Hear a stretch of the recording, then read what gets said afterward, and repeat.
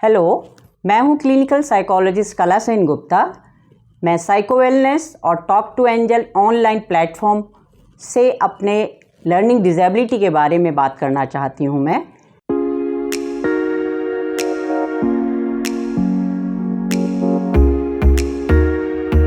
बहुत सारे पेरेंट्स मेरे पास इस तरह से आते हैं जो अपने बच्चों को स्कूल में तो एडमिट कर दिया है, लेकिन वहाँ पे बच्चा बहुत सारी प्रॉब्लम फेस करता है।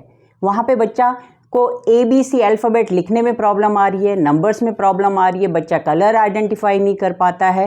तो ये इन सारी चीज़ों को लेके जब वो हमारे पास आते हैं तो वहाँ हम पेरेंट्स को अवेयर करना चाहते हैं। ये अर्ली रेड फ्लैग साइन है जो बच्चे में लर्निंग डिसेबिलिटी को दिखाते हैं। इसमें बच्चे की ब्रेन की प्रोसेसिंग में, जो वो सीखता है, जो समझता है, उसके ब्रेन की प्रोसेसिंग में कहीं ना कहीं प्रॉब्लम आती है और उसको हम एक प्रोफेशनल तरीके से यदि हम उसको डील करें तो हम उस प्रॉब्लम को कुछ हद तक जल्दी से जल्दी हम बच्चे की हेल्प कर सकते हैं।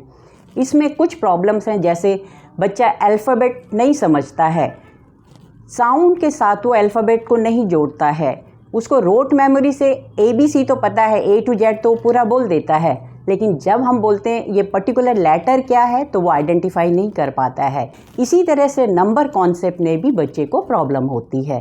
नंबर में भी वो कहीं पे मिरर इमेज का मतलब है 3 को वो उल्टा लिख देता है, 7 को वो L बना देता है, 9 को 6 बना देता है। तो यहाँ पे बच्चे की जो ब्रेन में इमेजेस बनती हैं वो रिवर्स इमेजेस बनती हैं, जिसकी वजह से उसके एकेडमिक परफॉर्मेंस में प्रॉब्लम आनी शुरू हो जाती है। इसी तरह से बच्चे में डिफरेंट जो लर्निंग होती है, बच्चे के कलर कॉन्सेप्ट या ऑर्गेनाइजेशनल स्किल, या इसी तरह से उसमें अलग अलग तरह की प्रॉब्लम बच्चे में, कई बार तो बच्चे में शुरुआत में यदि हम देखें तो बच्चे में पेंसिल होल्डिंग का भी प्रॉब्लम आता है। वो पेंसिल होल्ड नहीं कर पाता है, उतना प्रेशर नहीं बना पाता है और मूवमेंट को कंट्रोल नहीं कर पाता है।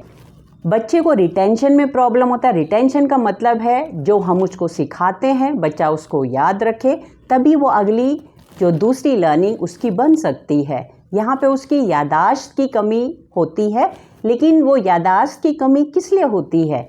यहाँ पे हमें देखना है बच्चे को विजुअल लर्निंग में प्रॉब्लम आ रहा है, या बच्चे को ऑडिटरी लर्निंग में प्रॉब्लम आ रहा है, या बच्चे को कोई हमें तीसरा मीडिया या रेमेडियल टीचिंग, या हमें अपनी टीचिंग स्ट्रेटेजी चेंज करके हम बच्चे को, यदि IQ बच्चे का नॉर्मल है तो हम उसकी जल्दी से जल्दी ये प्रॉब्लम ख़त्म कर सकते हैं। स्पेशल टेक्निक के थ्रू हम बच्चे को ट्रेन करते हैं, सिखाते हैं और उसको सही टाइम पे हम उसको इंटरवीन करके उसकी इस प्रॉब्लम को हम ख़त्म कर सकते हैं। इसी तरह से मेरे सामने बहुत सारी प्रॉब्लम है, जैसे रीडिंग का प्रॉब्लम है, राइटिंग का प्रॉब्लम है, मेमोरी का प्रॉब्लम आता है, उसको अटेंशन का प्रॉब्लम आता है, बच्चा फोकस नहीं कर पाता है। उसका आई हैंड कोऑर्डिनेशन में, आई हैंड कोऑर्डिनेशन का मतलब है कि बच्चा जब तक पेंसिल यदि लिखना शुरुआत करने के लिए बच्चे को आई और हैंड का कोऑर्डिनेशन होना चाहिए। यदि वो डॉट से डॉट को ज्वाइन नहीं कर पा रहा है तो यानी कि उसके कहीं ना कहीं आई हैंड कोऑर्डिनेशन बनाने की, उसके अटेंशन में प्रॉब्लम आ रहा है, उसके ऊपर हमें काम करना चाहिए। ऐसी क्लमजीनेस बहुत ज़्यादा होता है, बहुत लेथार्जिक होता है, बहुत ढीला ढाला होता है, किसी चीज़ में इंटरेस्ट नहीं लेता है।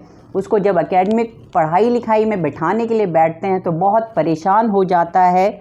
उसको नंबर में, मैथ में प्रॉब्लम आती है। फोनेटिक साउंड्स जिनको हम बोलते हैं इंग्लिश में, हर लेटर का एक साउंड होता है और जब हम उन साउंड्स को जोड़ते हैं तो एक वर्ड बनता है। यदि वो वर्ड बनाने में उसको डिफ़िकल्टी होती है तो वो आगे वो स्पेलिंग में उसको डिफ़िकल्टी होती है। तो इसी तरह से यानी कि उसका राइटिंग बहुत पुअर हो जाता है। तो यदि हम बच्चे की ये सारी चीज़, यानी कि उसका फोनेटिक साउंड्स, उसका साउंड ब्लेंडिंग, डिकोडिंग, यदि इन सब चीज़ों के ऊपर अर्ली स्टेज में हम काम कर लेते हैं तो बच्चे में रीडिंग, राइटिंग इम्प्रूव हो जाता है। जैसे जैसे बच्चा क्लासेस में बढ़ता जाता है उसका जो एकेडमिक परफॉर्मेंस है वो लो होने लग जाता है। और ये सारी प्रॉब्लम हम कहते हैं नर्सरी फर्स्ट सेकंड में आइडेंटिफाई हो जानी चाहिए और हम early intervention is the best prevention. और पेरेंट्स को अलर्ट हो जाना चाहिए कि ये नॉर्मल चीज़ नहीं है, बच्चे को स्पेशल हेल्प की ज़रूरत है। जैसे एक बच्चा दौड़ने भागने में यदि कमज़ोर है, यदि उसकी लेग्स वीक हैं तो हम उसकी फिजियोथेरेपी कराते हैं। यदि उसकी आईसाइट वीक है तो हम उसको स्पेक्स लगाते हैं। इसी तरह से यदि बच्चे की प्रोसेसिंग में प्रॉब्लम है तो यहाँ पे प्रोफेशनल आपको हेल्प कर सकते हैं। यहाँ पे सबसे पहले आप चाइल्ड साइकोलॉजिस्ट के पास जाइए, अपने बच्चे को असेस कराइए, वो बच्चे की आपकी प्रॉब्लम ढूंढ के उसको कैसे कर सकते हैं, किस किस की हेल्प ले सकते हैं, बच्चा कैसे इस चीज़ से उभर सकता है।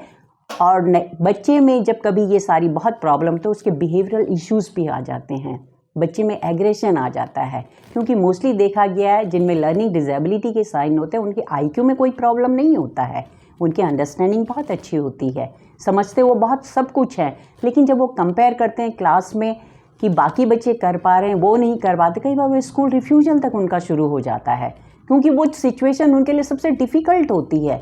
वो जहाँ पढ़ाई लिखाई का मामला आता है वो उनके लिए बहुत प्रॉब्लम होता है। वो एक वही चीज़ है, वही बच्चा स्पोर्ट्स में देखो तो बहुत अच्छा करता है। तो यहाँ पे इस वीडियो को मैं इन्हीं सब चीज़ों के साथ आज का ख़त्म करती हूँ। अगले वीडियो में मिलते हैं कि लर्निंग डिसेबिलिटी कैसे किस तरह से हम हैंडल कर सकते हैं। Thank you.